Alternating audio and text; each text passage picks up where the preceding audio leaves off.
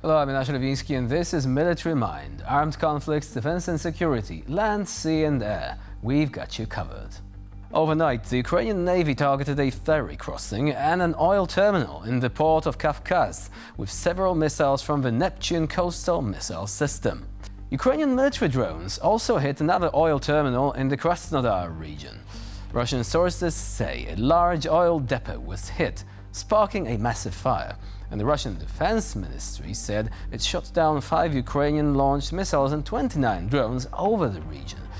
Meanwhile, Russia continues its attacks on Ukrainian cities. 3 people were killed and 23 injured in an overnight missile attack on Kharkiv, Ukraine's second biggest city.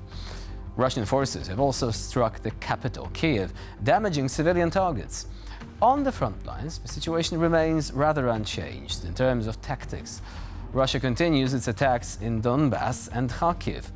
The Institute for the Study of War argues that the Russians intend to start the second phase of the offensive near Kharkiv.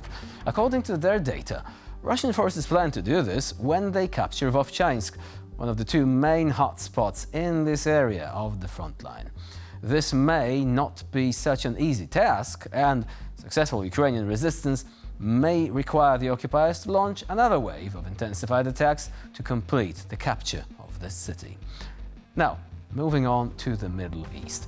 Overnight, an Israeli airstrike hit an apartment building in the Tufah neighborhood of Gaza City, injuring at least 3. Meanwhile, Israel withdrew some IDF units from Jabalia in the northern Gaza Strip. The IDF confirmed that only one of the 3 brigades that went into Jabalia remained. Palestinian militias claimed several attacks against Israeli forces in and around the area, indicating that Israeli forces are still inside. The additional thing here is that the Israeli Defense Forces, or the IDF, continued operations along the Netzarim corridor in the northern Gaza Strip and uncovered a Palestinian militia weapons cache.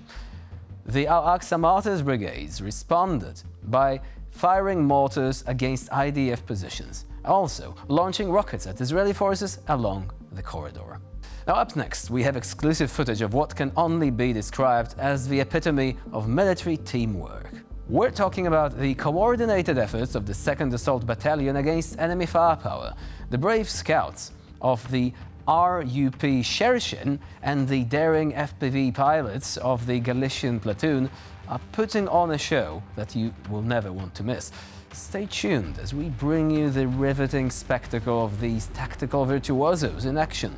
Trust us, it's not every day that you get to witness such synchronized heroism.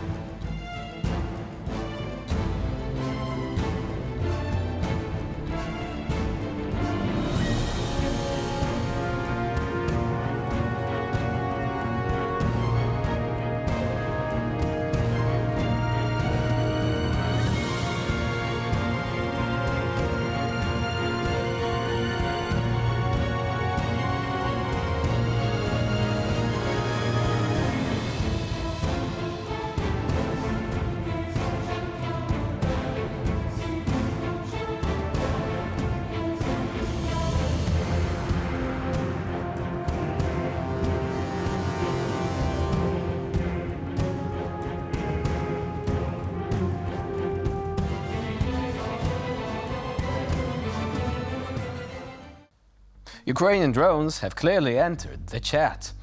Now, we also have new footage of the Shadow unit coordinating with the 25th Airborne Brigade to attack an enemy assault group. And yes, they're not just aiming, they are hitting targets, including an MTLB vehicle, no less.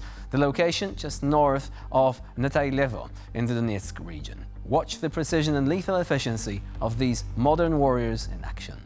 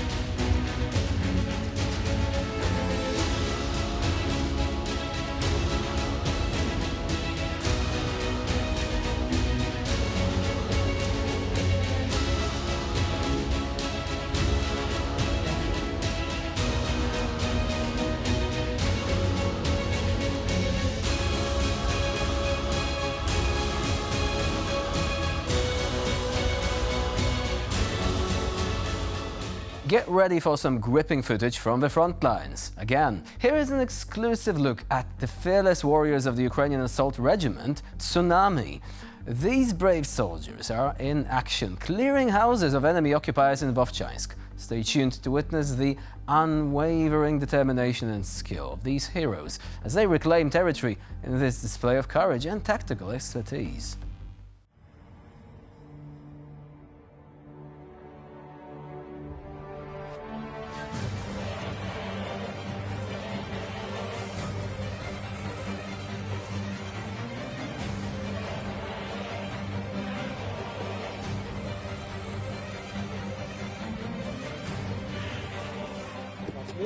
Вон крыша его.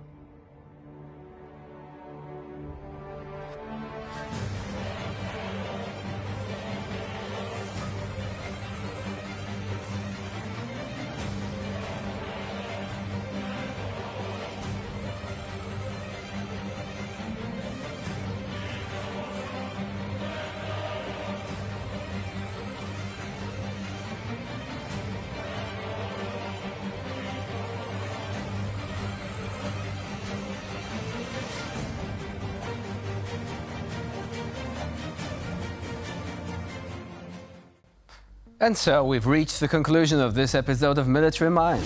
Next deployment at the same time next week. And in the meantime, please stay with us here on TVP World for more latest news and updates.